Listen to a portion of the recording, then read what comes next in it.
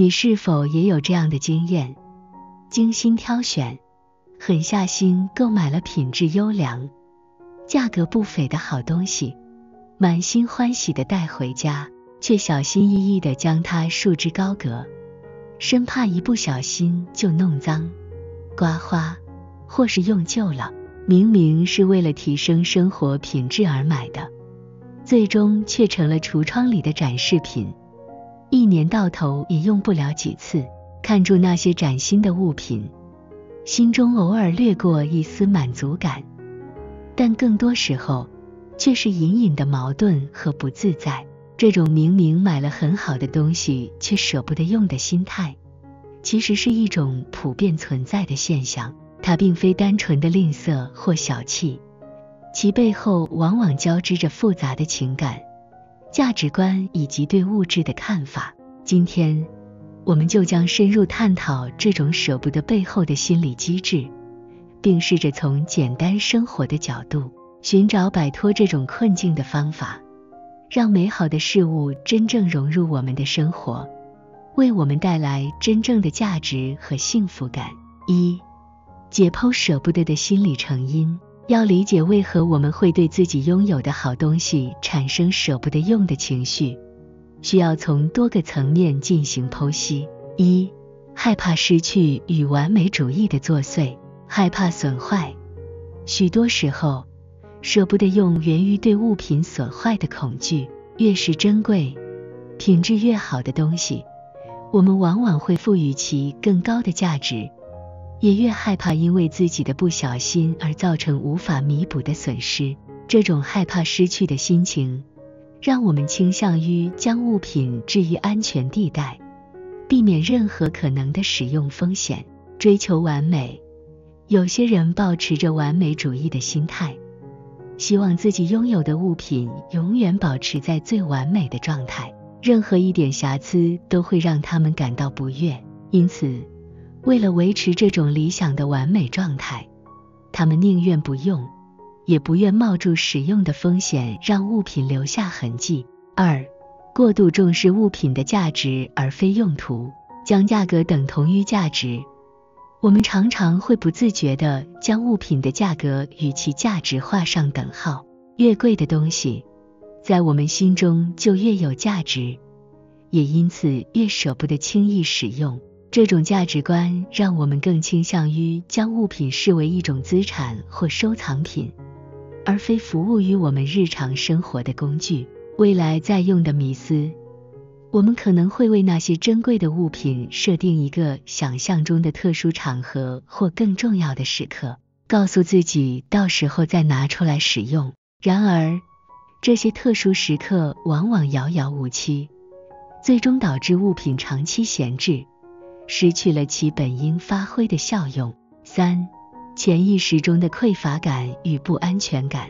过去经验的影响，成长过程中物质匮乏的经验，可能会在潜意识中留下深刻的印记，让我们对拥有的物品产生一种不安全感，害怕失去或用完后就无法再拥有。这种匮乏感会转化为一种过度的珍惜和保留。对拥有的执念，有些人将拥有视为一种身份或地位的象征，认为拥有昂贵的物品可以提升自己的价值感。然而，他们更在乎的是拥有这个事实本身，而非物品的实际用途。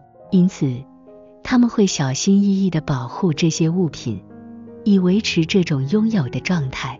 四、消费主义与行销策略的影响。被营造的珍贵感，许多品牌和行销策略会刻意营造产品的稀缺性、独特性和珍贵感，引导消费者产生值得珍藏的心理。这种心理暗示会加剧我们舍不得用的情绪。买来放的消费习惯，在过度消费的社会氛围下，许多人会因为一时的冲动或欲望而购买大量物品，但其中很多并非真正需要，最终沦为闲置品。买了很好的东西却舍不得用，也可能是这种消费习惯的一种表现。二、舍不得用带来的负面影响。这种明明买了很好的东西却舍不得用的心态，看似只是个人习惯，但长期下来却可能对我们的生活产生多方面的负面影响，降低生活品质。我们购买好东西的初衷往往是为了提升生活品质，让自己享受更好的体验，然而舍不得用却让这些美好的事物失去了其应有的价值，我们的生活也因此错失了许多本可以更美好的时刻，造成心理负担。看住那些闲置的物品，我们可能会感到一种隐隐的内疚或不安，觉得自己浪费了金钱和资源。这种心理负担会影响我们的心情，甚至造成压力，限制个人成长与体验。有些好东西，例如专业的工具或设备，其价值在于使用和学习的过程中才能体现。如果因为舍不得用而将其束之高阁，我们也就错失了学习新技能、拓展新领域的机会，形成不健康的物质观。过度珍惜物品，将其视为不可触碰的圣物，反映了一种不健康的物质观。我们应该将物品视为服务于生活的工具，而非高于生活本身的存在，阻碍断舍离的进行。当我们对物品产生强烈的舍不得的情绪时，就很难下定决心进行整理和淘汰，导致家中杂物堆积，影响居住空间的舒适度和整洁度。3. 拥抱简单生活，摆脱舍不得用的怪圈。简单生活并非提倡极端的物质匮乏，而是一种更注重本质、更具意识的生活方式。它鼓励我们重新审视自己与物质的关系，将重心从对物品的过度追求转向对内在价值和生活体验的重视。透过拥抱简单生活的理念，我们可以逐步摆脱舍不得用的怪圈，让美好的事物真正融入我们的生活。以下是一些实践简单生活、克服舍不得用心态的建议。1. 转变观念，重新定义价值。使用才是真正的赋予价值。我们需要认识到，物品的真正价值在于其被使用、为我们服务的过程中才能体现。一件被闲置的珍贵物品，其价值与一件普通的却被充分利用的物品相比，往往更低。体验比拥有更重要。将注意力从对物质的过度追求转向对生活体验的重视。一次美好的旅行，一次与亲友的聚会，一次充满乐趣的尝试，这些无形的体验往往比物质更能带来持久的幸福感。物品是服务于我们的工具，将物品视为提升生活品质的工具，而不是需要小心供奉的圣物。它们的存在是为了让我们的生活更便捷、更舒适、更美好。2. 设定合理的使用目标，为好东西设定使用频率。对于那些我们珍视的物品，可以有意识地设定一个合理的使用频率。例如，心爱的餐具可以每周使用一次，精美的服饰可以在重要的节日或场合穿着。创造使用的机会，不要总想着等待特殊时刻。生活中的每一个当下都是值得珍惜的。偶尔在家中点上香氛蜡烛，用上精致的茶具，都能为平凡的日子增添仪式感和幸福感。先用先享受的心态，改变未来再用的想法。拥抱先用先享受的心态。美好的事物应该在当下为我们带来愉悦和便利，而不是被尘封在记忆的角落。3. 降低对损坏的恐惧，接受不完美。世界上没有永远完美的东西，使用过程中产生的痕迹，有时候也是一种岁月的印记，记录着我们与物品之间的故事。学会接受这些不完美，才能更自在地使用它们。了解物品的耐用性，既然我们选择购买品质好的东西，就应该对其耐用性有一定的信心。相信它们能够经受住日常的使用，即使出现一些小小的磨损，也不会影响其功能和价值。学习保养和维修，了解如何正确地保养和维护我们的物品，可以延长它们的使用寿命，减少损坏的风险。即使不小心损坏了，也可以尝试寻求维修，而不是直接将其闲置。4. 审视自己的消费习惯，理性消费，避免冲动购物。在购买物品之前，先问问自己是否真的需要它，以及它是否能真正提升我们的生活品质。避免因为一时的欲望或行销的诱惑而购买过多不必要的物品，专注于品质而非数量。简单生活提倡拥有少量但高品质的物品，与其拥有许多廉价但不耐用的东西，不如投资一些品质优良、能长期使用的物品。购买真正符合自己生活方式的物品，选择那些真正适合自己生活习惯和需求的物品，而不是盲目追求潮流或他人的眼光，这样才能确保购买的物品能够被充分利用。5.